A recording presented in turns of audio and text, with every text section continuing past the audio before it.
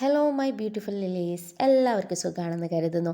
2025 നമ്മോട് വിട പറയുമ്പോൾ 2026 എന്ന സന്തോഷവും സമാധാനവും നിറഞ്ഞ മറ്റൊരു മാസം നമ്മളിലേക്ക് എത്തിച്ചേർന്നുകൊണ്ടിരിക്കുകയാണ്. വരും വർഷം സന്തോഷവും സമാധാനവും നിറഞ്ഞതാവാൻ നമ്മൾ എന്തൊക്കെ കാര്യങ്ങൾ ചെയ്യണം, എന്തൊക്കെ ചെയ്യരുത് എന്ന് വിശദമായി നോക്കാം. ഒന്നാമതായി, സന്തോഷം തേടി അലയാതിരിക്കുക. നമ്മൾ പലപ്പോഴും നമ്മുടെ സമയം നഷ്ടപ്പെടുത്തുന്നത് സന്തോഷം തേടി അലഞ്ഞുകൊണ്ടാണ്. ആദ്യമായി എനിക്ക് നിങ്ങളോട് പറയാനുള്ളത്, സന്തോഷം തേടി അലയാതിരിക്കുക എന്നുള്ളതാണ്. നമ്മൾ പലപ്പോഴും ചിന്തിച്ച് വിഷമിക്കുന്ന ഒരു കാര്യമാണ്, നമ്മുടെ ചുറ്റുമുള്ള എല്ലാവരും ഹാപ്പിയാണ്, ഞാൻ മാത്രം എന്താണ് ഇങ്ങനെ എന്നുള്ളത്. ഇങ്ങനെ നമ്മൾ ചിന്തിക്കുമ്പം തന്നെ നമുക്ക് ഇല്ലാത്ത ടെൻഷൻസ് നമ്മളെ തേടിയെത്തുകയാണ്. സന്തോഷം എന്നത് നമ്മുടെ ഉള്ളിൽ തന്നെയാണുള്ളത്. നമുക്ക് ചുറ്റും നടക്കുന്ന ചെറിയ ചെറിയ കാര്യങ്ങൾക്ക് പോലും നമ്മൾ സന്തോഷം പ്രകടിപ്പിക്കാൻ ശ്രമിക്കുക എന്നുള്ളതാണ് ഇതിന് പരിഹാരം.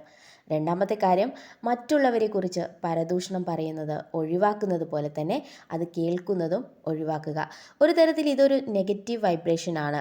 ഈ നെഗറ്റീവ് വൈബ്രേഷൻ നമ്മുടെ മൈൻഡിനെ നെഗറ്റീവാക്കി മാറ്റും. ഇനി അടുത്ത കാര്യം, മറ്റുള്ളവർക്ക് ലഭിക്കുന്ന അച്ചീവ്മെൻറ്റിൽ പങ്കാളികളാവുക എന്നുള്ളതാണ്. മറ്റുള്ളവർക്ക് നന്മ ലഭിച്ചാൽ അവരെ അപ്രീഷിയേറ്റ് ചെയ്യുന്നതിനോടൊപ്പം നമ്മളും ഹാപ്പി ആയിരിക്കുക. തീർച്ചയായും വിജയം നമ്മളെ തേടി വന്നിരിക്കും. അടുത്ത ഒരു കാര്യം, എന്തിനും നന്ദിയുള്ളവനാവുക എന്നുള്ളതാണ്. ഗ്രാറ്റിറ്റ്യൂഡ് പതിവാക്കുന്നത് ജീവിതത്തെ അടിമുടി മാറ്റുക തന്നെ ചെയ്യും. അടുത്തത് സെൽഫ് ലവ് ആണ്.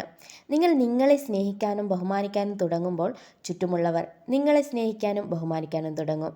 നിങ്ങളെ നെഗറ്റീവാക്കുന്ന ഫ്രണ്ട്ഷിപ്പുകളിൽ നിന്ന് അകലം പാലിക്കുക. ഒരു ഡയറിയോ നോട്ടോ എടുത്ത് 2025 നിങ്ങൾ നേടിയെടുത്ത അച്ചീവ്മെൻറ്റുകൾ എഴുതുക. അതുപോലെ 2025 പഠിപ്പിച്ച പാഠങ്ങളും. ഈ പാഠങ്ങളിൽ നിന്ന് പലതും നമുക്ക് പഠിക്കാനുണ്ടാവും.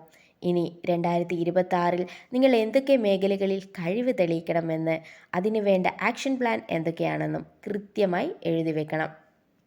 വേണമെങ്കിൽ അതിൻ്റെ കൂടെ വിഷൻ ബോർഡ് സെറ്റ് ചെയ്ത് ഡെയിലി കാണും വിധം സെറ്റാക്കി വെക്കാം.